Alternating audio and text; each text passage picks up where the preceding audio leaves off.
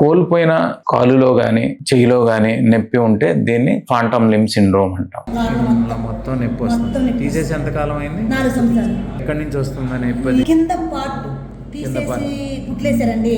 ఆ పార్ట్ ఈ particular patient ఒక యాక్సిడెంట్లో తన ఎడమ కాలు కోల్పోయారు. ఆ తర్వాత ఒక 2-3 ఇయర్స్ బాగానే ఉన్నారు. కానీ గత 6 నెలలుగా ఎక్కడైతే కోల్పోయారో ఆ కాల్లో నొప్పి ఉండటం, దురద ఉండటం, కాలు పీకినట్టు ఉండటం అనే సిమ్టమ్స్ తను చెప్తా ఉన్నారు. దీన్నే మనం ఫ్యాంటమ్ లింబ్ అంటే, ఫ్యాంటమ్ అంటే ఊహాజనితమైన ఒక క్యారెక్టర్. అంటే లేని లింబులో ఏదైతే కట్ అయిపోయిందో ఆ లింబులో వచ్చే పెయిన్ నే మనం ఫ్యాంటమ్ లింబ్ సిండ్రోమ్ అంటాం. కొంతమందికి పన్ను తీసేసిన తర్వాత కూడా ఆ లేని పన్నులో నొప్పి వస్తూ ఉంటది. దాన్నే ఫాంటమ్ టీత్ సిండ్రోమ్ అంటాం. ఇంకొంతమందికి ఏదైనా కారణం చేత కన్ను కోల్పోయిన తర్వాత కన్నులో కూడా నొప్పి వస్తూ ఉంటుంది. కోల్పోయిన కంటిలో నొప్పినే మనం ఫ్యాంటమ్ ఐ సిండ్రోమ్ అని అంటాం.